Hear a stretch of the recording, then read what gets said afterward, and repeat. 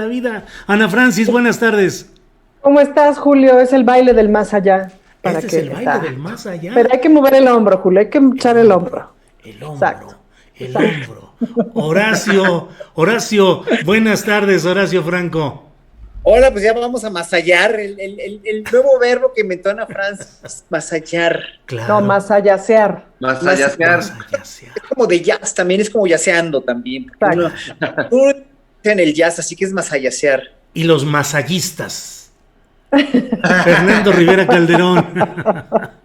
Yo estudié con los maristas, no con los masayasistas, pero ojalá me hubiera tocado con los masayasistas. Exacto. Eso sí me gustan, eso sí me caen bien. ¿Cómo Claro. están? Qué gusto. Igualmente. ¿A poco estudiaste con los maristas, Pollito? Sí, pero me fue muy mal. No me imagino por qué te fue mal. No había nada porque te fuera mal ahí. No. Fíjate, era los tiempos del Colegio México que era para puros hombres, y yo venía de una infancia con puras mujeres, tías, abuelas, hermanas, primas, puros hombres, era como una cárcel, y además antes de cada clase me tenía que persignar, teníamos que rezar, todos los días había misa, y como yo era que libre pensador, el maestro autorizaba que me agarraran a zapes cada inicio de clase por no persignarme. O sea, imagínate la cristiandad de esta gente. Híjole. No, para mí hubiera sido una tortura estar en una escuela religiosa. Digo, mi marido sí estudió con los maristas, pero yo no, yo siempre fui de escuela pública y en verdad era una educación muy padre, donde a mí me tocó. Yo estoy muy contento de haber crecido en una escuela, en escuelas laicas. Sí. Pues sí. Totalmente. Oye, Horacio, te vi ahorita bailando con la propuesta musical que nos hizo Ana Francis y te pregunto, ¿te gusta bailar? ¿Eres bueno para bailar? ¿O musicalmente solo te expresas por la vía del instrumento de la flauta? No, hombre, me encanta bailar, soy muy bailador. ¿Sí?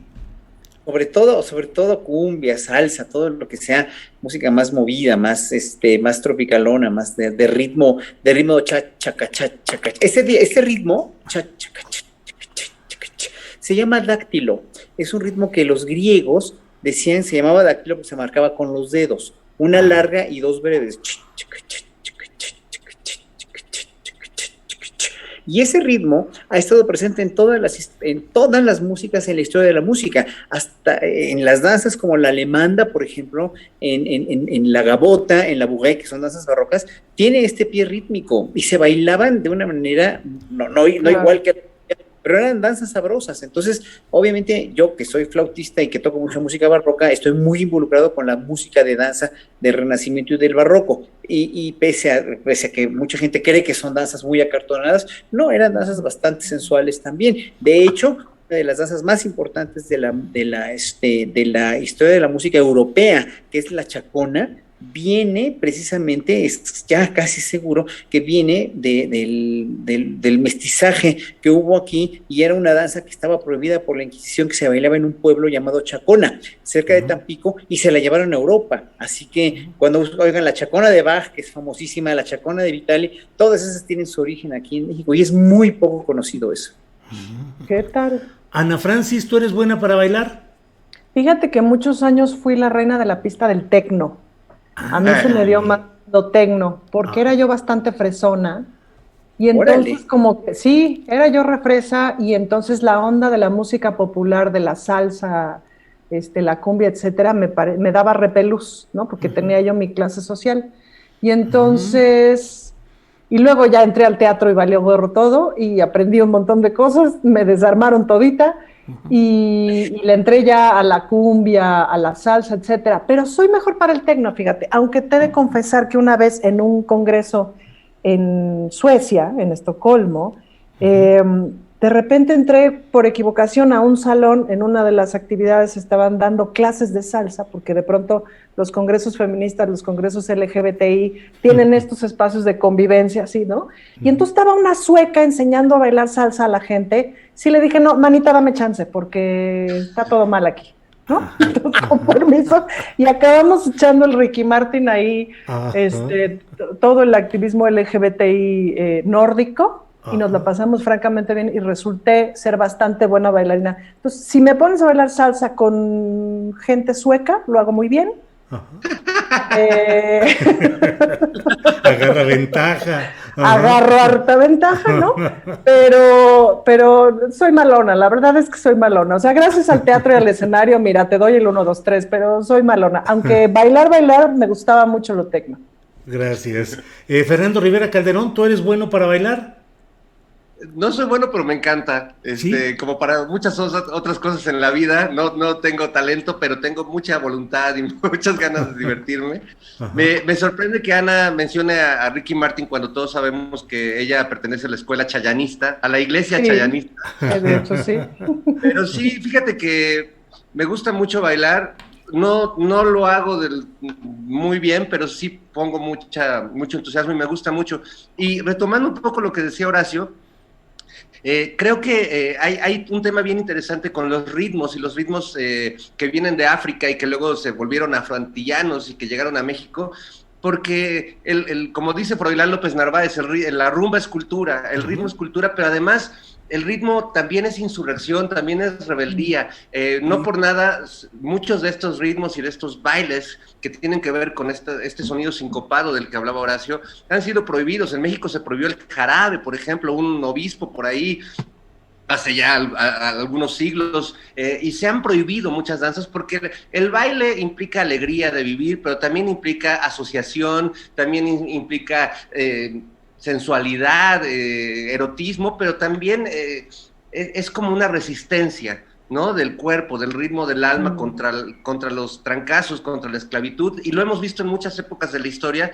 Hay un músico increíble que se llama Santiago Aucerón, que era el cantante de esta banda de los 80s genial, que era Radio Futura español, que ha hecho un estudio de cómo hay una pugna musical, así como hay pugnas entre la derecha y la izquierda en el mundo, hay una pugna entre el universo musical rítmico que viene de África y cómo siempre ha querido ser tapado por el universo musical armónico grecolatino que se consolidó en Europa y que es más la melodía y la armonía y bueno, lo que Horacio domina, contra esta otra parte que nos domina el cuerpo y el alma, que es el ritmo al que uno no se puede resistir. Es como el alma contra el intelecto, ¿no? Contra la pasión del cuerpo, contra la racionalidad, y creo que es una cosa maravillosa de pensar, porque también en el mundo de la música hay pequeñas guerras internas, ¿no? Claro. Bueno, pues empezamos con buen ritmo. ¿Cómo va, Ana Francis? Pero ves, lo que te bailo es tecno. Claro, punchis. Bueno, pues vamos a empezar esta mesa. Ya ha empezado con buen ritmo y con muy buen sentido musical. Horacio Franco, faltan 15 días para las elecciones. ¿Cómo te sientes? ¿Cómo te sientes rumbo a esa cita con las urnas, Horacio Franco? Fíjate que me siento, como ciudadano, me siento consciente, me siento tranquilo. Y hay algo que debemos ver. Hoy platicaba yo con un amigo que trabaja en el INE, que no tiene nada que ver con la grilla, ¿no? Y es que en serio digo, la gente, o sea, todos los trabajadores de este país, los que están adscritos a una dependencia, no las cúpulas, todos los trabajadores de la iglesia, los maestros, los trabajadores en este caso del INE, están conscientes de que es un rollote armar unas elecciones con 165,000 casillas, ¿no? Para ellos es un trabajal y hay que evaluar el esfuerzo que están haciendo. No me estoy metiendo, obviamente, estoy muy en contra con los salarios que tienen los directivos o con la manera en la que están trabajando, pero ya como cuadrilla de trabajadores, como gente que está organizando, pues es un trabajal, ¿no? Entonces, me hizo ver una cosa muy interesante. Sí, o sea, sí hay mucha tensión electoral, sí hay mucha guerra electoral, mucha grilla, inventos espantosos, cosas que nos están afectando mucho, que están afectando mucho la imagen del INE, lo cual es lamentable, la imagen del presidente mismo también, o sea, toda la cuestión de los dimes y diretes, los candidatos, los partidos, de lo que ya hemos hablado aquí mucho, pero realmente, o sea, mira que te lo dice un ateo, ahora sí que bendito sea Dios, que yo soy tan ateo, que diga esto, ¿no? Pero no, que afortunados somos en México, que puede haber elecciones sin que haya lo que hay en Gaza, sin que haya lo que hay en Colombia, sin que haya estos golpes que hay que hubo en Bolivia o que hubo en Chile, etcétera, etcétera. Pero tenemos que tener cuidado, y la mejor arma y lo que tenemos que estar propagando todos los ciudadanos es: salgan por favor a votar, no dejen de votar, no le den a una oposición resentida y que quiere virulencia, porque es lo que quieren, ¿no? Quieren regresar con mucho rencor y con mucho odio. No les demos esa oportunidad, al menos nosotros como ciudadanos que pensamos de otra manera. Y también, o sea, porque los de la oposición van a salir a votar, no van a perder esta oportunidad, ¿no? Pero los ciudadanos que muchas veces ya dan por sentado que con apatía, no, pues o sea, ¿para qué votar otra vez si de todos modos va a ser lo mismo? O sea, la misma apatía electoral mexicana que hay, sobre todo, como bien decía Pigmeno Ibarra, en los terceros, en las elecciones intermedias, o lo decía Sabina Berman a ti la semana pasada.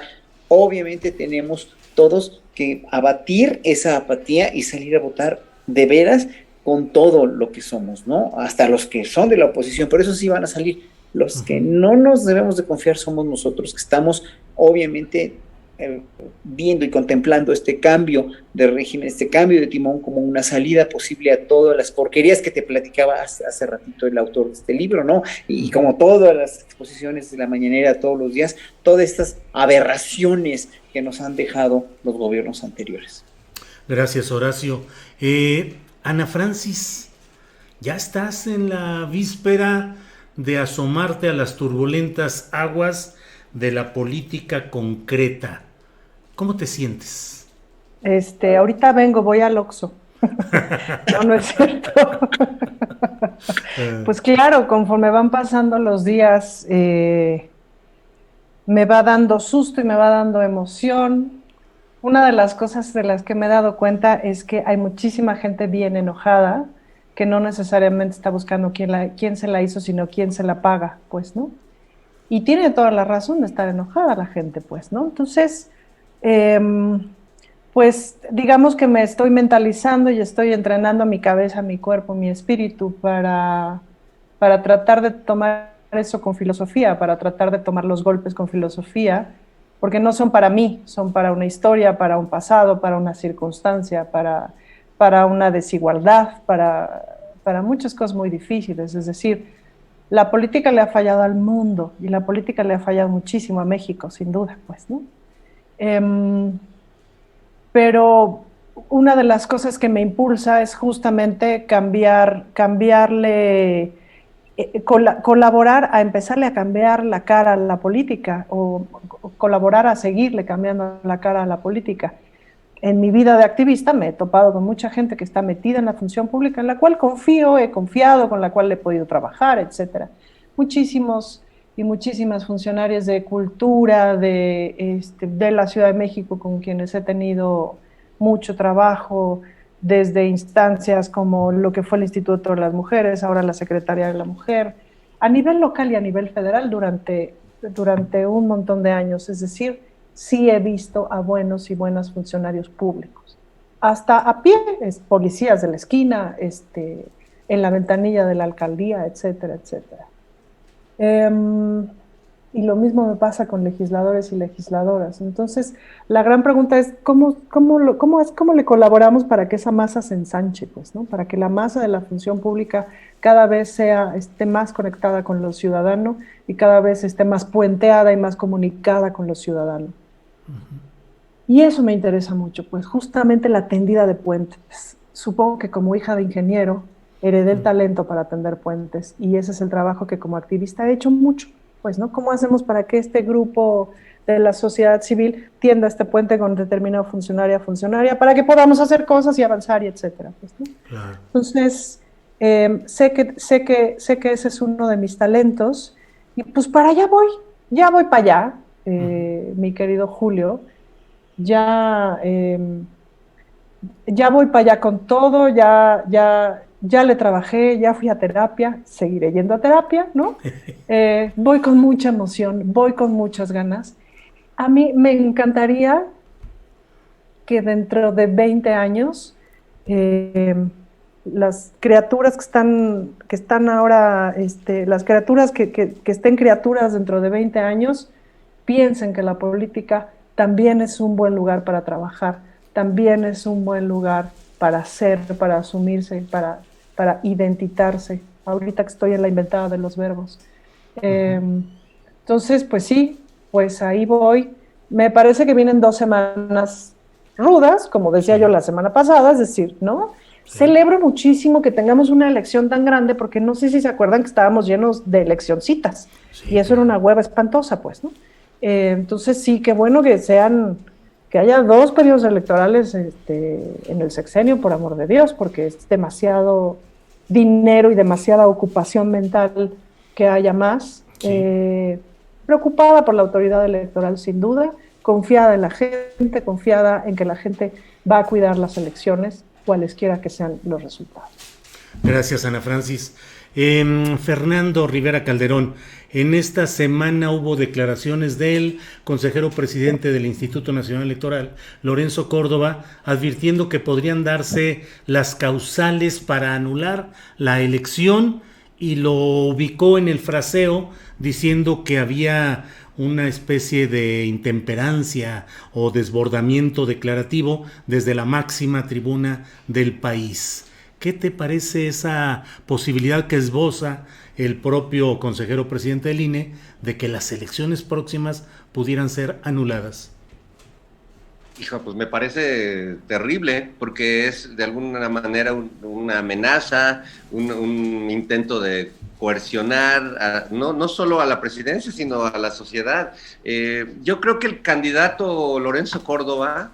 ¡Candidato! Yo creo que ya deberíamos llamar las cosas por su nombre. El señor está como haciendo campaña, ¿no? Y está asumiendo funciones o usurpando funciones que no le corresponden. Él es el vigilante, él tiene que ser el árbitro, y me recuerda esas luchas que les gustan tanto a mis hijos de la WWE, ajá, en las que se están dando 2 tipos y de repente el árbitro, el referee se mete y le da un trancazo a uno de los contrincantes y entra a la pelea cuando no es su función. Lo hemos visto en el fútbol también, que de repente un árbitro se calienta, pero y le entra a los trancazos, pero no es la función. Y no creo que debería él, justamente, o el INE como institución, estar haciendo estos ejercicios de prospectiva fatalista, que lo único que hacen es mover el avispero, que ya de por sí el niño es chillón y le mueven la cuna, ¿no? Entonces, yo creo que es un juego peligroso, y no por parte de los jugadores, sino por parte del árbitro, lo que lo hace todavía más riesgoso. No creo que sea su papel estar especulando de esa manera, y creo que hay conductos muy claros para sancionar al presidente si comete un exceso, como seguramente los ha cometido. También el presidente tiene sus razones, que a mí también me parecen válidas, ¿no? En un escenario tan contaminado electoralmente, pero sí, no concuerdo con la posición del INE. Creo que está haciendo lo que llaman en el fútbol un juego peligroso. Gracias, Fernando. Horacio Franco, pues el tema tiene muchas aristas y es Tamaulipas y el gobernador García Cabeza de Vaca. Son muchas las posibilidades de análisis. ¿Qué reflexión tienes sobre este tema en particular, Horacio? Mira, como lerdo en leyes, pero he estado muy enterado de todo lo que han hecho. Yo concluyo nada más que es un mal paso de quienes dijeron que sí tiene fuero, luego los que no. O sea, han sido versiones diferentes. Bueno, ya lo dijo la secretaria de Gobernación, ¿no? Ya lo dijo la Suprema Corte, ya lo dijo el Congreso de Tamaulipas, ya lo dijo nada. Y hoy por hoy, pues está un gobernador indiciado por muchas cosas, con una riqueza lograda y lógicamente como tantos otros gobernadores, como tantos otros funcionarios públicos de sexenios pasados, y que en un momento dado, no puedes, como pueblo, como lerdo, no puedes dejar de querer a toda esta gente ya procesada, ya en la cárcel, ya pagando lo que en verdad tiene que pagar, ¿no? Por mucho que haya anunciado ayer el presidente con esta lista, que pues, sí se le fue de las manos la lista, porque digo, yo abrí los ojos así cuando vi tanta gente y dije yo, estos van a fotografiar todo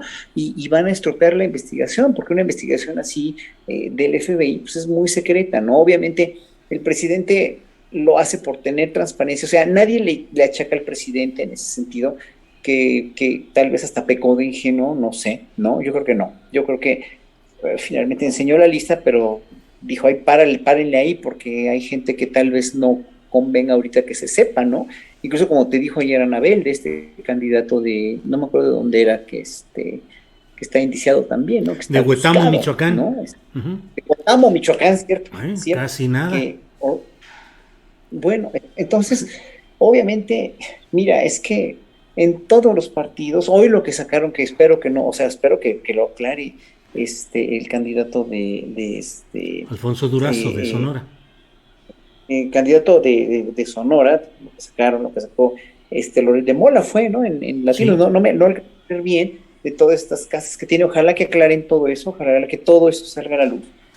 Pero eso nos da a los ciudadanos un índice de desconfianza ya en todo lo que se hace, ¿no? Que digo yo, sí, o yo apoyo el proyecto como va de la 4T, con lo que están haciendo, la noticia maravillosa ayer de las escuelas con de los bachilleratos de deportes, todo lo que se ha hecho realmente reestructurando la cuestión económica de una manera muy loable. Incluso en el Financiero salió ayer un artículo sobre la inversión extranjera, que nunca ha sido tanta en México como en este trienio, ¿no? Uh-huh. Entonces, eso nunca lo dice casi nadie, ¿no? O sea, no lo ponderan, porque obviamente, ahora sí, como diría Peña Nieto, las cosas buenas, no sé, de las cosas buenas no se hablan, y claro, en esa sección es igual, ¿no? De las cosas buenas que están haciendo no se habla, porque ahora hay una posición más virulenta todavía y no se habla, pero sí están haciendo reformas muy importantes, la cuestión eléctrica, la cuestión que explicaba el presidente hoy, la cuestión de colgarse de las empresas a la alta tensión eléctrica, a todas las centrales eléctricas y de no pagar la energía eléctrica. O sea, todo eso que se está haciendo es mucho. La gente no lo ve, no lo quiere aquilatar en realidad. Pero obviamente las cosas malas seguirán, como siempre, ensombreciendo a las cosas buenas, y las van a seguir ensombreciendo mientras no haya precisamente ya acciones más concretas. Queremos que haya acciones más concretas, pero obviamente si queremos rapidez, si queremos prontitud en la detención de todos estos personajes, hablando desde Peña Nieto o gobernadores anteriores o lo que sea, que ya hay varios en la cárcel también, que también se tiene que ver eso, pero pues en un momento dado no van a poder hacerlo tan rápido porque tienen que armar los procesos legales de una manera eficiente, y eso cuesta mucho trabajo, y hay también yo creo que hay un gran atraso en eso, y yo me atrevería a decir hasta cierto punto gran ineptitud y a veces hasta gran dolo dentro de las instituciones jurídicas. Es que los ciudadanos no confiamos ni en las instituciones judiciales, ¿no? Entonces, para ello necesita haber procesos bien fundamentados, necesita haber investigaciones muy, muy a fondo, necesita haber jueces y magistrados honestos, y pues eso sabemos que flaqueamos mucho, ¿no? Entonces estamos, por una parte, judicialmente nos sentimos como ciudadanos inermes, y por otra, con los candidatos de a peso que tienen todos los partidos, nos sentimos abandonados como ciudadanos, ¿no? Entonces, ¿qué vamos a hacer? O sea, tenemos que seguir adelante con una luz, que esa luz se llama Andrés Manuel López Obrador en muchos sentidos, ¿no? En casi todos. Para mí representa la única salida que tiene este país, y por eso precisamente pues, tenemos que blindarnos. Esa es una palabra que me gusta para los ciudadanos, blindarnos, para seguir ahorita probando, después de 3 años, apenas escasos 2 años y medio que tiene este gobierno, ¿no? Para ver, darle otra chance, otros 2 años y medio, otros 3 años, para hacer lo que tiene que ser como comienzo de un proceso. Bien, gracias, Horacio. Ana Francis, teatralmente, ¿cómo ves el desarrollo del personaje García Cabeza de Vaca, que dice que luchará hasta el límite de sus fuerzas para mantener el veredicto popular a su favor, que lo hizo gobernador, y esta escenografía en la que la Casa de Gobierno de Tamaulipas está rodeada por vehículos blindados de origen israelí, la fuerza de élite con ametralladoras, y se dice que está sesionando el gabinete adentro de la Casa de Gobierno, con la presencia física o no del personaje central García Cabeza de Vaca, pero haciendo pues todo el aparato de que él está ahí y que está trabajando, digamos que de manera seminormal ante las circunstancias que vive. ¿Cómo ves el personaje y el desarrollo de la obra, Ana Francis? Pues tiene sus cosas como de Ricardo III, que son interesantes. Hay una escena que es brutal en Ricardo III, que a mí me fascina, que es que, a ver si recuerdo bien la anécdota, si me equivoco un poquito, discúlpenme, pero Ricardo III mató al marido y al suegro de Lady Anne, y Lady Anne viene en plañidera llorando con el cadáver del suegro, o con el cadáver del marido, no me acuerdo de cuál, llorando y no sé qué, y gritando y haciendo unos ademanes tremendos. Y llega Ricardo III y básicamente se la liga y eventualmente se casa con ella, pues, ¿no? Y de las argumentaciones que usa Ricardo III, además de ser un gran orador, era que todo lo que, sí maté a tu suegro, sí maté a tu marido, pero lo hice porque te amo, ¿no? Entonces tú no me puedes juzgar porque todos mis actos fueron hechos por amor. Claro.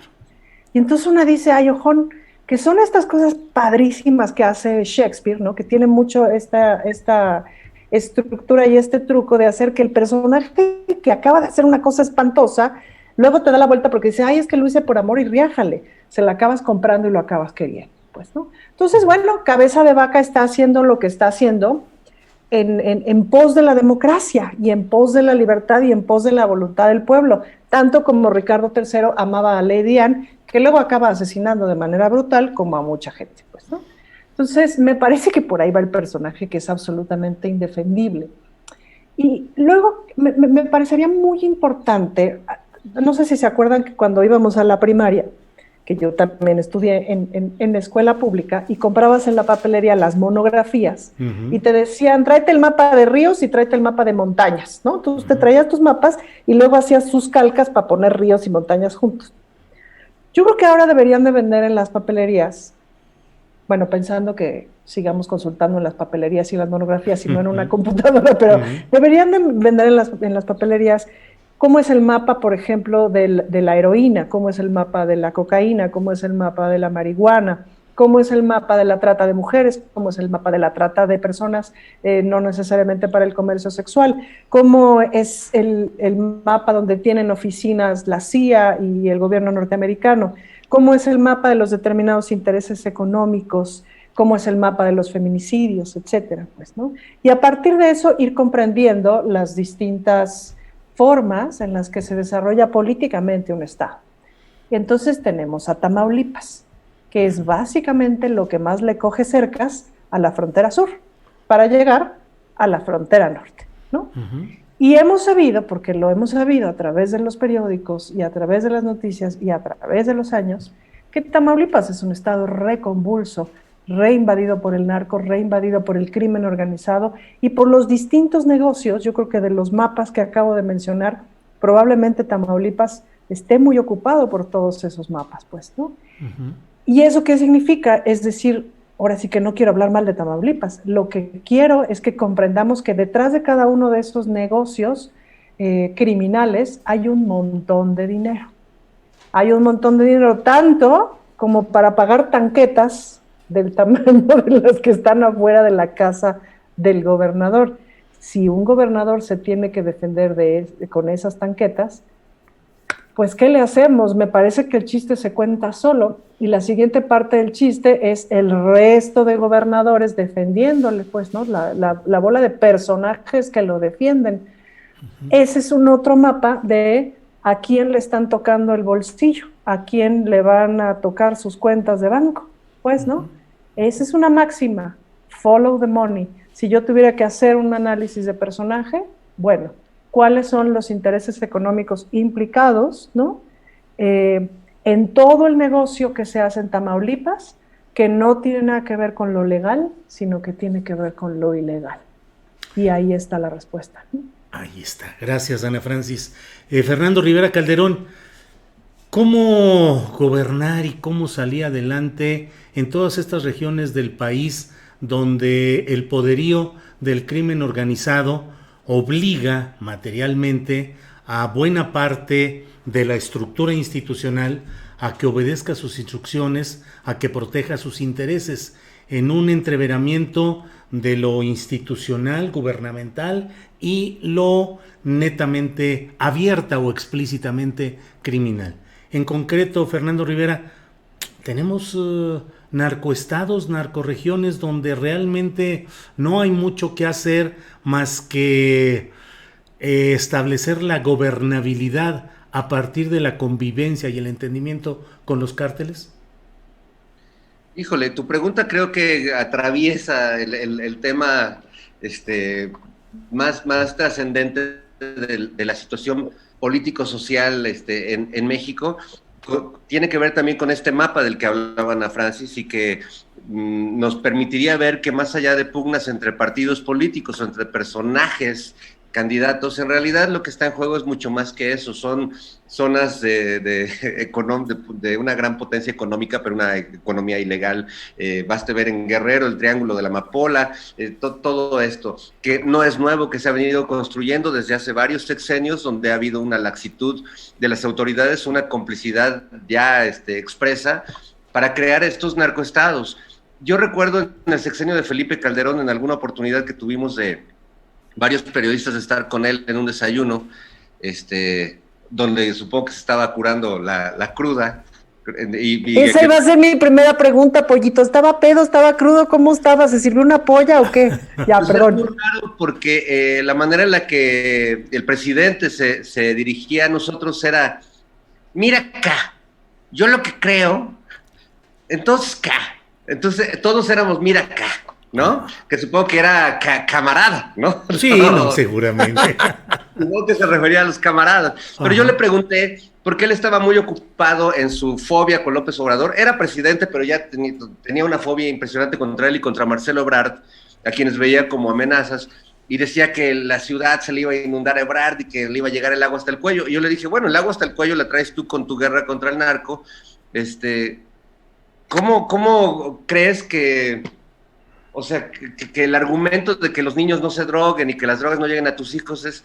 O sea, le digo, está el país militarizado de una manera como la que los que ahora se rasgan las vestiduras dicen que está ahora, pero no es cierto, ¿no? Ahí sí estaba militarizado el país, y había retenes cada que salías hasta a Tepoztlán a comerte una nieve, ¿no? Uh-huh. Y él me dijo que, pero así con una franqueza que a mí me apabulló, porque iba contra todo el discurso público del gobierno federal en ese tiempo. Me dice, bueno, es que el tema de las drogas en realidad es la manera de comunicarle a la sociedad esto, porque el problema de fondo es que yo no estoy gobernando todo el país. Yo hay varios estados donde mandamos dinero de la federación y el dinero pues se va al crimen organizado, porque pues el gobierno básicamente es un administrador de las lanas que se van a repartir en el botín. Me dice, y eso, o sea, el problema realmente del narco en el sexenio de Calderón era un problema de gobernabilidad absoluta, ¿no? Porque había estados que no estaba gobernando el gobierno federal, y decía Calderón, con esa onda de machín que tiene, de que eso solo se podía recuperar con la fuerza del Estado y con la fuerza militar. Terminó su gobierno también él siendo parte de ese narcoestado, y más bien todo terminó siendo como una especie de lucha de cárteles. A mí me parece que la estrategia de Calderón no solo fue fallida, sino que es que convirtió el país en una gran fosa común, en una gran fosa clandestina, pero no sé a dónde va a llegar esta estrategia, porque ahora sí que cabeza de vaca es una de las cabezas, es la cabeza de la hidra. O sea, le pueden cortar la cabeza de vaca y va a llegar otro güey, porque el poder que subsiste en ese estado, en Tamaulipas, como en Sinaloa, como en Sonora, como en Guerrero, como en Michoacán, como todos los estados que estamos viendo un proceso de simbiosis entre el crimen organizado y el poder político, o sea, no se va a acabar eso, ¿no? Entonces, qué bueno que caiga cabeza de vaca, pero no va a ser suficiente, y se comporta evidentemente como un narco, no como un político acusado, o como un señor feudal, ¿no? Que está protegiendo su estado, porque finalmente estos narcoestados se convierten en propiedad tanto del narco o del gran criminal local, como del señor feudal en turno. Entonces, no veo una solución fácil, Julio, Ana, Horacio, porque creo que el problema va más allá qué bueno que caiga un personaje como Cabeza de Vaca y ojalá realmente con todas sus tanquetas y todo el apoyo de los gobernadores y el no apoyo de los periodistas que comienzan sus alegatos diciendo, oigan, pero no estoy defendiendo a Cabeza de Vaca, pero sí. ¿Por qué no han visto allá? Miren allá, o sea, Salgado no le han hecho nada, que me parece también muy tramposo de muchos periodistas, ¿no? Y lo digo particularmente por Denise Dresser con ese famoso tuit que comienza diciendo, oigan, y no estoy defendiendo a Cabeza de Vaca, pero no, o sea, Cabeza de Vaca es indefendible, no hay manera, y cualquier periodista que arranque así su argumentación, pues es que no está queriendo ver el meollo del asunto. Creo que es un tema que nos va a llevar muchos años desarmar eso, o si no tendremos que aprender, como ha aprendido a vivir la gente en Tamaulipas, al lado de estos criminales y aprender a negociar el espacio público y el negocio de ellos. Yo por eso soy un partidario de la legalización, no de la marihuana, de todas las malditas drogas, porque ese es un tema de libre albedrío, de libertad personal, un tema de salud pública quizás, pero no tendríamos por qué seguir engrandeciendo a estos grandes criminales y narcopolíticos en pos de esta prohibición absurda que ya, la verdad, ya estamos grandecitos. Yo creo que el presidente, algo que me gusta de su mandato, con todo y sus muchos excesos, es que no trata al pueblo como niñitos de primaria, ¿no? Hay un trato de personas ya, de una sociedad mayor de edad, y yo creo que somos una sociedad con mayoría de edad, y podemos empezar a ver soluciones alternativas a un problema que siempre hemos querido resolver a trancazos, como en película de Ismael Rodríguez.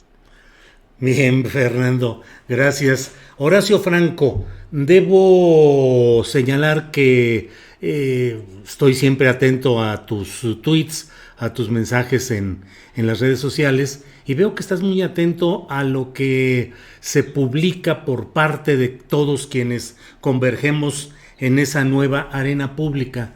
Un poco en la línea de lo que menciona Fernando Rivera Calderón, de esos que luego se escudan, nos escudamos, no sé, en el rollo de no estoy defendiendo yo a Cabeza de Vaca, pero bla, bla, bla. ¿Cómo ves a los periodistas en este momento, Horacio Franco? A los principales, a los comentaristas, a los opinantes, ¿cómo ves el comportamiento de los medios? No sé si desde el escaparate que nos permiten las redes sociales, Horacio.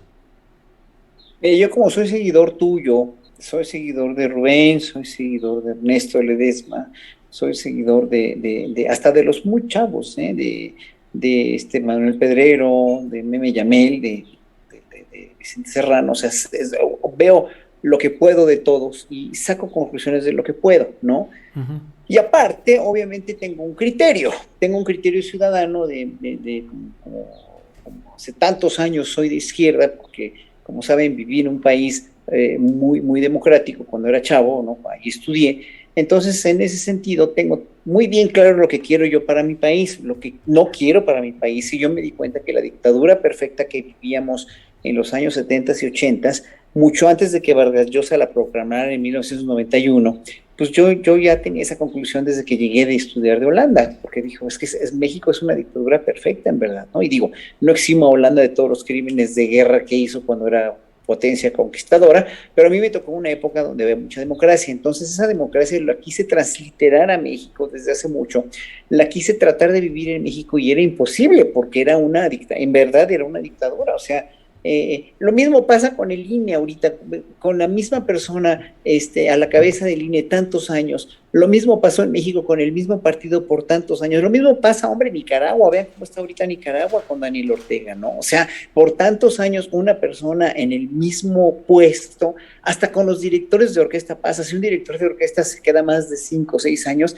lo empiezan a odiar los músicos, y empieza a haber una relación de enfermedad, ¿por qué? Porque es una condición humana, pero sí, obviamente yo veo hoy por hoy con este gobierno una libertad de expresión, porque tanto la gente de derecha que está en contra del presidente como todos ustedes que son periodistas no son neochayoteros ni son gente crítica, la mayoría de todos ustedes son gente crítica que ve. Hablando, por ejemplo, de tu caso, Julio, del caso de Ernesto, ¿no? Ledesma, de los periodistas, ¿no? que ven lo bueno y no dejan de ser objetivos con lo bueno, y ven lo malo y ven lo que no les gusta, y yo también veo lo que no me gusta y no dejo de ser objetivo. No hay no somos seguidores a ultranza o defensores a ultranza de un proyecto nada más por serlo, sino lo vemos como ciudadanos críticos. Y yo como ciudadano crítico veo a la prensa en verdad muy polarizada, obviamente en la que tiene intereses económicos por alguien de la oposición que les paga, ¿no? Obviamente, pues ya ni la pelo, la verdad, o sea, nada más veo estos encabezados de los diarios, o veo toda la mala leche y la hazaña que hay por inventar cosas, o no nada más inventar, son muy inteligentes, además tergiversan cosas, ¿no? Tergiversan cosas y están, obviamente, no están siendo lo más objetivos y lo más concretos posibles, o sea, sobre todo neutrales en el sentido de que, ok, hay cosas malas, pero hay cosas muy buenas, ¿no? O hay cosas que sí pueden cambiar, porque no es simplemente están dando patadas de ahogado. La gente que está adscrita a la prensa neoliberal, en realidad, pues sí, simplemente está dando estas patadas de ahogado, pero ustedes tratan de poner en equilibrio muy inteligentemente y sobre todo muy éticamente. Por eso se me hace tan absurdo que YouTube te corte la monetización, ¿no? O le haya hecho lo que hizo a Loengas o Ledesma, ¿no? Lo están poniendo de la manera más clara, obviamente más informativa, para que la gente tenga un criterio, una mentalidad crítica. Se obtiene precisamente por poner en la balanza todo lo bueno y todo lo malo, las ventajas y las desventajas, y tú sacas tus conclusiones y preparas tu voto para quien quieras prepararlo, por las razones en las que quieras creer, ¿no?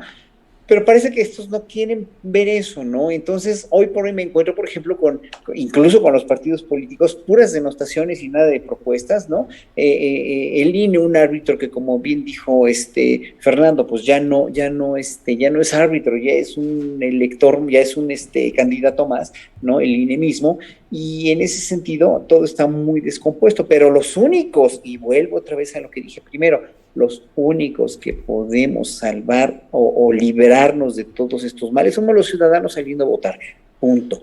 Votemos porque votemos, pero saliendo a votar. Entonces, sí, los periodistas obviamente juegan un papel a veces muy sucio, a veces muy ético, y a veces son vilipendiados, son maltratados, son calumniados, etcétera, etcétera.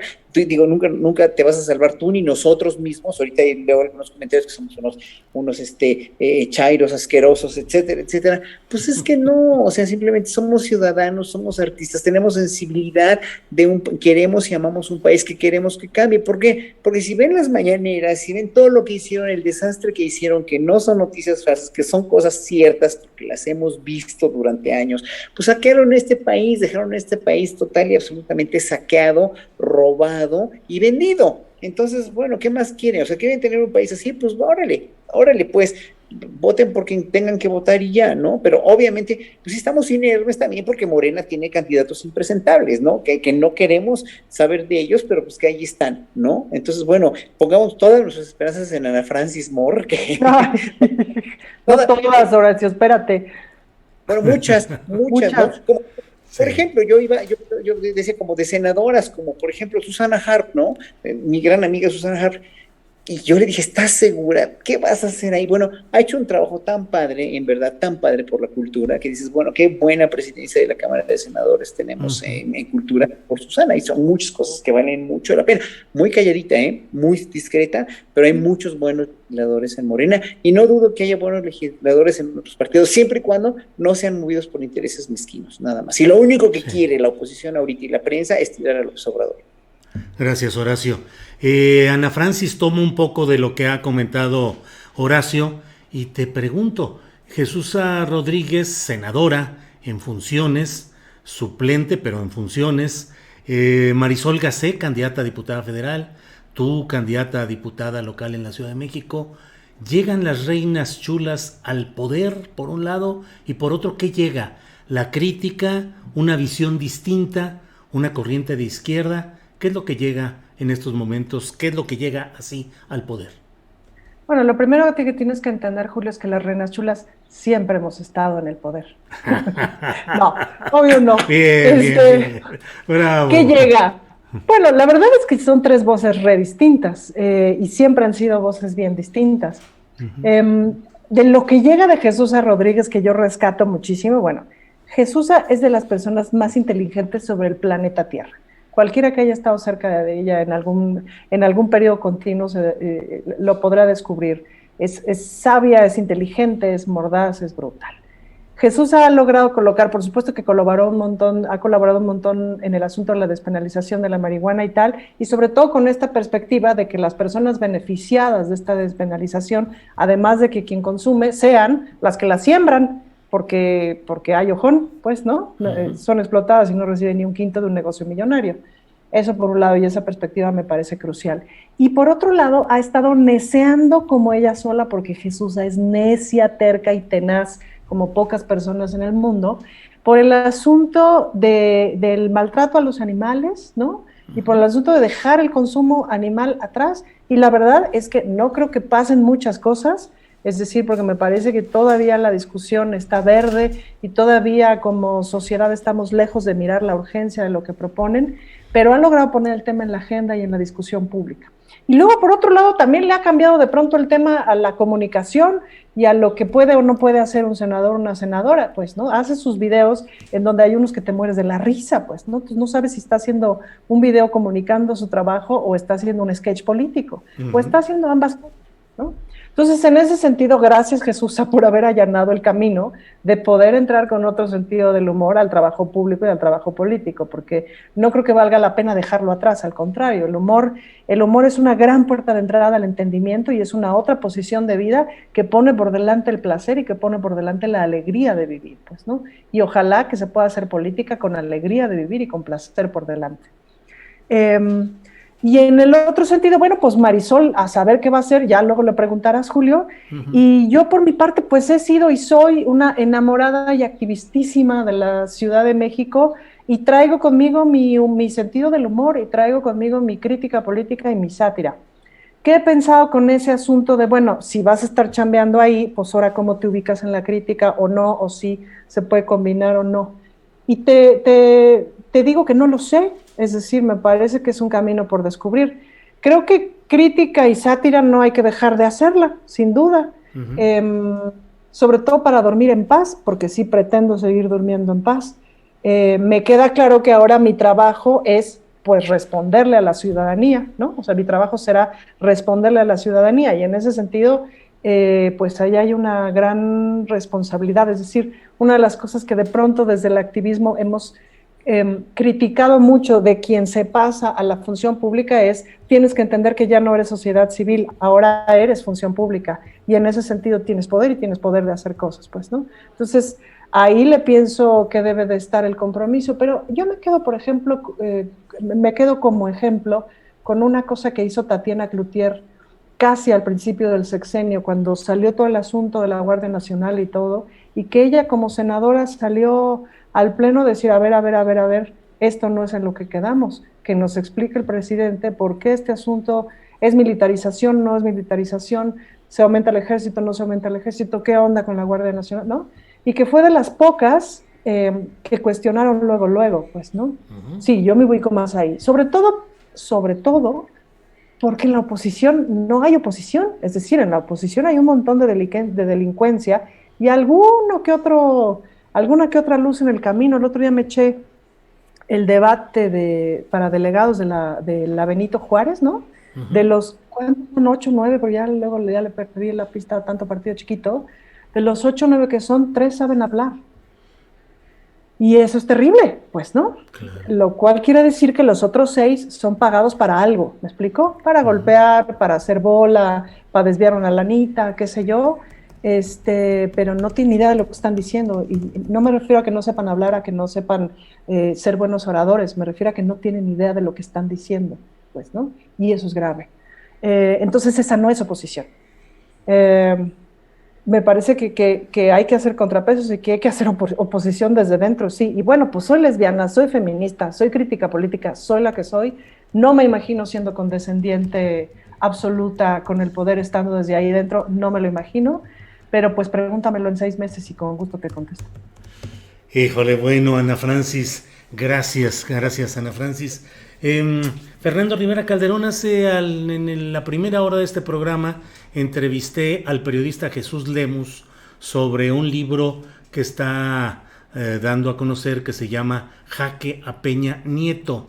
después de esta elección, ya en puerta, ya dentro de 15 días, pues seguramente se vendrá la intención de impulsar esa consulta sobre el eventual castigo a los expresidentes. Por una parte, el INE dice que no tiene dinero para todo lo que implica instalar esa estructura, y por otra parte también el fraseo aprobado para esa consulta es un fraseo muy genérico, creo yo, muy en lo general.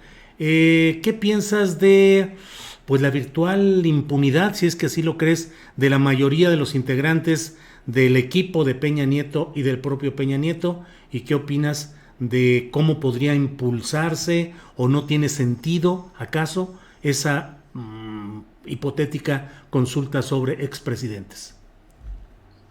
Mira, no soy el más partidario de que los temas de elemental justicia se tengan que resolver con consultas, porque me queda claro que la Fiscalía podría integrar un expediente contra Peña Nieto o contra cualquiera de sus colaboradores sin que tenga que pasar por las manos de la sociedad, y no quiero que se tome esto como de que no vale la pena preguntarle a la sociedad las cosas que se van a hacer, pero esto se tiene que hacer por oficio, como dicen los litigantes. O sea, los crímenes, los abusos, los excesos del poder se cometieron, están a la vista de todos, están documentados periodísticamente. Tú has documentado varios de esos excesos, no solo en el gobierno de Peña Nieto, en el de Felipe Calderón, ya no digamos en el de Vicente Fox, que parece que nos queda muy lejos, pero también ahí comenzaron muchas de las debacles y de las catástrofes políticas y sociales que estamos padeciendo ahora. En dónde tenemos que o sea, ¿por qué es necesaria nuestro aval? Porque el presidente no quiere dar la impresión de que es vengativo, de que está haciendo ajustes de cuentas. No creo que lo vayamos a pensar este sector de la sociedad que votamos por él y que estamos convencidos de que este país, como lo acaba de citar el presidente, la frase de Colosio, tiene hambre y sed de justicia. Se ha vuelto ya casi como un mantra, ¿no?, que repetimos, pero es que el hambre sigue, ¿no? Entonces yo creo que ahí el tema de la consulta me parece que es como darle demasiadas vueltas a algo que está mucho más derecho, como que no habría que tomar tanta curva para llegar al juicio de personajes que tienen claras, contundentes faltas y que han sido documentadas en numerosas ocasiones por diferentes motivos. Entonces sí, o sea, el que no esté de acuerdo no quiere decir que no va a suceder. Evidentemente con el INE pues no va a estar muy de acuerdo y va a decir que no va a poder y que es imposible realizar una consulta de este tipo. El presidente parece que está convencido de que esa es la vía, pero yo no creo que esa sea la vía, como tampoco creo que el tema de los derechos sexuales o el derecho de las mujeres a interrumpir el embarazo, o que esos no son temas de consulta. Los derechos humanos no se consultan, ¿no? Y menos en una pinche sociedad que la mitad es fascista, ¿no? Y que tenemos un montón de personas conviviendo con nosotros día a día que piensan que las personas no deben ser como son, sino que deben ajustarse a estrictos moldes de comportamiento y de conducta. Si fuera así, ninguno de los cuatro que estamos aquí estaríamos en la cárcel. Como ha sucedido en otros momentos y en otros países, estaríamos censurados, estaríamos acallados, estaríamos sometidos o reprimidos. Entonces, bueno, yo creo que el tema está tremendo en ese sentido. Y quería agregar algo, un poco regresándome, Julio, porque sí. Hablábamos hace rato de los periodistas y del papel de los medios, y sí quería yo decir algo al respecto, porque creo que estamos viviendo un momento, y creo que lo sabemos muy bien, y tú más, Julio, porque lo vives desde el periodismo. Yo también, pues, soy periodista y lo he vivido y he tratado de mantener esta medianía, lo que le da nombre a un medio que no solo es el medio para comunicar algo, sino estar como en medio, ¿no?, de algún modo. Y no es posible. Creo que los medios ya no son medios. nos hemos vuelto radicales todos, porque el momento político se ha vuelto radical. La mayor parte de los periodistas han tomado partido, y partido de manera radical. Son pocos los que siguen tratando de mantener este equilibrio. Yo sé que tú eres uno de esos periodistas que tratan de, más allá de sus filias políticas o de las preferencias o tendencias o las ideas que uno pueda tener, tratas de mantener este justo medio periodístico. Pero creo que estamos viviendo una especie de guerra, o una guerra, a lo mejor no con armas, pero sí una guerra mediática, una guerra ideológica, y creo que es muy difícil en una guerra quedarse en medio, porque somos periodistas, pero resulta que también somos ciudadanos, y yo en esa disyuntiva, la verdad es que he preferido ser ciudadano más que periodista, porque si ser periodista me implica buscar una medianía que no existe en la realidad, pues creo que prefiero que me mienten la madre en Twitter cada que opino algo, y además ya me empieza a dar mucho gusto, ya empiezo a generar esta patología de que me da gusto que me mienten la madre por opinar algo en tu programa, porque quiere decir pues que está llegando ese dedo punzante al lugar donde yo quiero que llegue, así que qué bueno que se enojan, amigos, con lo que pienso, porque finalmente no lo voy a dejar de pensar, y ninguno de nosotros va a dejar de pensar lo que piensa, y el que eso le moleste tanto a otras personas, en algún momento me sacaba de onda, pero ahora me da gusto, porque eso es confrontar ideas, y ni modo, a veces hay que escuchar cosas que no nos gustan, y a veces hay que escuchar puntos de vista que vienen de historias que no coinciden con la nuestra, y a muchos les parecerá que lo que yo digo es un despropósito, y que soy un ignorante, y que no estoy informado, y todo lo que nos dicen, y que Horacio ha consignado en cada programa, porque lleva la bitácora de todas las mentadas que nos hacen,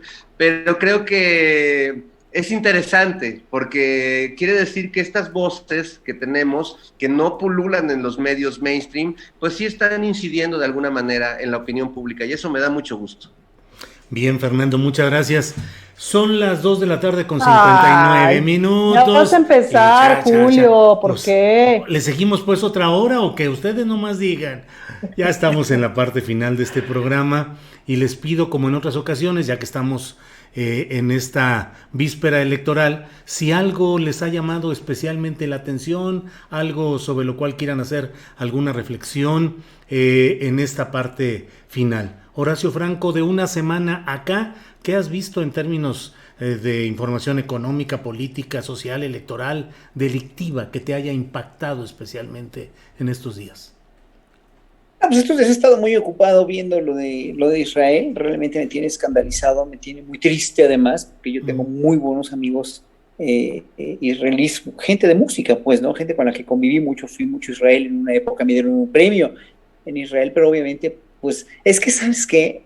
Me pasa lo mismo que con México, o sea, los pueblos no son los gobiernos, y ahí es ahí donde la acaba de joder cualquier nación con un gobierno tan corrupto como el de Netanyahu, como el de Bibi Netanyahu, que le dicen allá, Bibi, le dicen, es un gobierno además, coludido con los intereses norteamericanos, y obviamente con una carga histórica tan fuerte como la del pueblo judío, pero también ya es muy fuerte la carga del pueblo palestino, ¿no? O sea, ya aquí ya hay intereses tremendos, ¿no? Y bueno, a mí me puso muy mal, eso lo viví más, o sea, como quiero mucho al pueblo palestino y también al pueblo israelí, pues obviamente sí me afectó mucho, ¿no?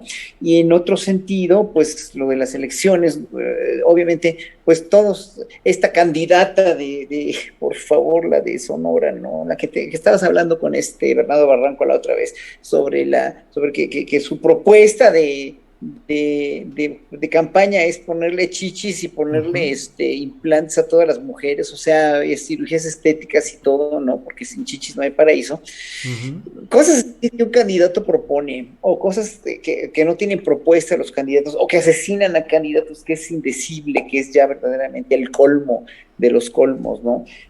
Candidatos sin propuestas, candidatos sin asesinados, candidatos oportunistas, candidatos narcocandidatos, obviamente todo eso pues nos tiene muy descorazonados, pero como les digo, hay que salir a votar, porque por muy descorazonados que estén, que no nos vayan a agarrar desprevenidos, porque en una de esas, de veras, venimos valiendo sorbete los que queremos esta transformación. Y bueno, hoy, por ejemplo, saludando al municipio de La Trinitaria, que me dijeron, tengo ahí un alumno muy bueno en Chiapas, pero me comentaron también, aparte en el chat, que el presidente dijo hoy algo que no le gustó mucho a mucha gente sobre estas en Guerrero, las chicas, mujeres que son violadas, que son vejadas y luego son vendidas, ¿no? Y el presidente dijo, no, es que el pueblo es bueno, las comunidades indígenas son buenas y sí, señor presidente, estoy de acuerdo con usted y tienen valores, pero hay gente muy mala y muy descarriada que hay que poner en orden, nada más. O sea, una mujer violada o una mujer vendida aunque sean muy de usos y costumbres, pues ya no, y los pueblos indígenas no son barbáricos, y él mismo lo dijo y estoy de acuerdo con él, pero hay que poner en orden a mucha gente, ¿no? En verdad, y eso tiene el presidente que poner en orden, ¿no? O sea, aunque diga él que el pueblo, sí, el pueblo es una maravilla, sí, pero hay mucha gente del pueblo que está muy mal educada y hay mucho machismo, hay mucha falta de penetración educativa en todas esas comunidades, ¿no? No para modificarles sus valores cosmogónicos, que estamos muy de acuerdo todos en ello, pero sí para que en un momento, oye, no violen a las niñas y luego las vendan, ¿verdad? O sea, porque no somos una sociedad tan atrasada, o pretendemos no serlo. En fin, no sé, estas cosas me tienen muy ocupado siempre, no hay cosas, como les vuelvo a decir, yo no soy un defensor a ultranza de todo lo que diga López Obrador, pero sí me tiene maravillado la manera en que conoce el país, la manera en que lo quiere conducir, y también me tiene asombrado la manera en la que la oposición le quiere dar cráneo, ¿no? Lo quiere tirar a como de lugar. Entonces eso es lo único que digo. Muchas gracias. Gracias a ti, Horacio. Ana Francis, ¿qué te ha impactado? ¿Qué te ha parecido lo más relevante? Pero sobre todo, ¿qué te ha impactado a ti en lo personal más de todo esto que estamos viviendo? Lo que te ha impactado para bien o para mal. Fíjate que coincido un poco con Horacio en el tema de la venta de niñas en comunidades indígenas y de cómo el presidente hace esta cosa de la venta de niñas, no nada más se da en comunidades indígenas, pues, ¿no? Tan es así que vimos cómo Televisa vendió a Angélica Rivera y la compró Peña Nieto, pues, y nos pusieron, claro. ¿no? Esa es una práctica nacional, pues, ¿no? Que es importante que la veamos, y las vemos aquí en Santa Fe, pues, ¿no? Cuántas historias, cuántas historias de mujeres de mi generación que básicamente las vendieron, pues, ¿no? Sí. Entre los 14, los 17, los 19 años, en donde las familias hicieron el acuerdo porque con ese muchacho te tienes que casar, porque así económicamente a las familias les va bien. Eso se llama venta de niñas. No se hagan bolas, no nos hagamos bolas. Por eso las feministas insistimos en que sistémicamente las mujeres funcionamos de objeto, y entonces en tanto objeto nos venden, nos casan pero nos venden, etcétera, o nos matan como el feminicida que acaba de salir ahora en el de Atizapán, que bueno, esas noticias siempre es así de, ay, Diosito santo, ¿no? Sí. Porque es un sistema, y como sistema, pues se tiene que resolver de forma sistémica. Y ahí es donde le insistimos tanto al presidente que lo mire de forma sistémica. Sin embargo, coincido con él en esta cosa de quitarle el ojo racista, ¿no? Porque siempre es así de, es que los indios ve como son bien salvajotes y venden a sus niñas. Uh-huh. Ajá. No nos hagamos güeyes. Pero una cosa que me he preguntado mucho esta semana, Julio, es cómo sí. Dice mi pareja dice todo el tiempo esa frase de lo que ya entendimos cómo no, pero ¿y cómo sí? Pues, ¿no? ¿Cómo sí se puede construir entre distintos puntos de vista? ¿Cómo sí? Porque somos, pues tenemos un montón de puntos de vista distintos, y recuerdo a una promotora cultural que conocí una vez en una junta en la Secretaría de Cultura, que ella, si mal no recuerdo, ella era de Guerrero, y francamente dijo, miren, yo la verdad es que un día entendí que me tenía que entender con el promotor cultural del pueblo de al lado, porque cuando lo corren de ahí, me lo voy a encontrar en otro puesto, o me lo voy a encontrar trabajando con un grupo de teatro, o me lo voy a encontrar en la cantina de mi pueblo, o me lo voy a... ¿no? Uh-huh. Vivimos en este país.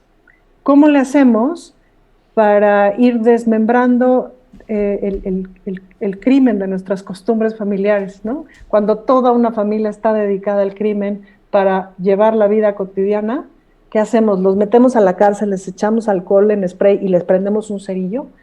pues no se puede, ¿no? ¿Cómo hacemos para quitarle lo punitivo al asunto y desde dónde empezamos a atacar la criminalidad y desde dónde empezamos a ponernos de acuerdo? Eso, me ando preguntando sobre todo el cómo sí, porque los medios masivos todo el tiempo están narrando el cómo no. Y eso me parece que es bastante necrofílico, si me permites. Bien, Ana Francis. Bueno, pues gracias por tu reflexión. Fernando Rivera Calderón, para cerrar esta mesa del más allá de este viernes 21 de mayo, tu reflexión de lo que te haya impactado o te parezca susceptible de compartirlo con nosotros, Fernando. Pues quisiera terminar mencionando algo que, más allá de estas cosas terribles que han mencionado tanto Horacio como Ana, quisiera dejar un punto de esperanza y humor. Ayer, en el regreso de Me Canso Ganso, sí, pude platicar con el maestro Elio Flores, para mí el mejor caricaturista mexicano de estos tiempos, porque me parece que es un hombre que desde los tiempos de López Mateos, en los que empezó a hacer caricatura, pues ha conformado una visión política de mucha congruencia, con un talento artístico innegable, pero además es una brújula para mí, ¿no? Hay personajes, hay moneros, hay escritores, hay personajes de la vida política y pública en México que son referentes, faros, y Elio lo es, y les mandó un mensaje a todos ustedes, porque él y su esposa, que lamentablemente no recuerdo su nombre ahora, pero me pidieron que les mandara un saludo personal a cada uno de ustedes, a Ana, a Horacio, a ti, Julio, que no se pierden nunca la mesa del más allá, que les encanta oír estas voces, y me dio mucho gusto y se los quería compartir con ese gusto, porque así como a mí me parece que la voz y el trazo y la perspectiva de Elio Flores sobre la política es muy valiosa, me dio gusto saber que para él y para su compañera, pues la visión que nosotros aportamos aquí es igual de valiosa. Así que bueno, le aprovecho para mandarle un saludo, para pasarles a ustedes el saludo de Elio, y para decir que a mí me da mucho gusto que personas como Ana Francis lleguen a la política, porque es llevar un poco esa crítica desde el humor a la política, pero también me encanta que el humor, como lo que está pasando en Operación Mamut, que también hay reinas chulas ahí involucradas, ¿sí?, esté haciendo política desde los medios. Yo sí creo que la política se hace desde todas partes. No hay acto humano que no sea político. Lo que sí hay que tener es compromiso, convicción y conciencia social. Me encanta cuando he actuado con Ana en El Vicio, cuando hemos hecho espectáculos muy duros, muy críticos, y tenemos el teatro lleno y compartimos esas ideas. Pero me maravilla que en esta nueva etapa de nuestras vidas, Ana vaya a estar en la tribuna más importante del país, compartiendo esas mismas ideas, y que nosotros también, desde el otro lado, tengamos la oportunidad, desde los medios públicos, de tener un discurso político congruente, coherente, informado, no panfletario, porque se nos acusa de ello, pero no lo es, buscando un equilibrio, pero sí sin negar, sin ocultar, sin de esta doble cara de decir, ay, somos ecuánimes, no le vamos a nadie, no, o sea, quitémonos, como diría Rigo Tobar, no era Rigo Tobar, era otro Rigo, era otro Rigo, pero también tocaba cumbias, que decía, quítate la máscara, ven a bailar, quítate la máscara. Yo creo que es un gran momento en esta víspera electoral para quitarnos las máscaras, y quitarnos esas como de lágrimas y risas, ¿te acuerdas? Que era una carita, claro, sí. Una mascarita sonriente y una mascarita triste. No, yo creo que es buen tiempo para vernos las caras de frente y poder encarar el país que queremos tener y poderlo poner sobre la mesa como lo hacemos aquí cada viernes, cosa que me da mucho gusto. Los quiero mucho. Si era Rigo Tobar, pollito. ¿Sí era Rigo Tobar? Sí, aquí dices en Google.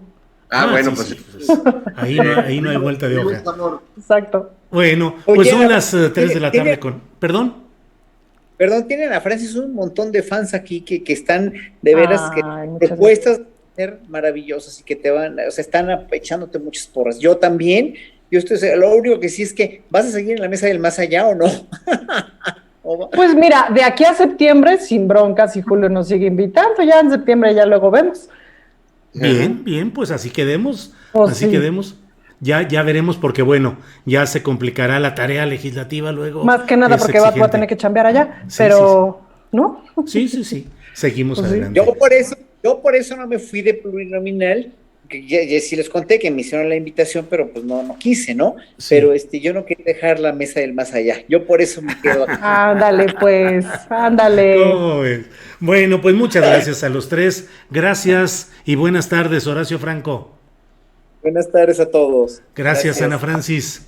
Muchas gracias, Julio. Muchas gracias. Adiós, chicos. Gracias, Fernando Rivera Calderón.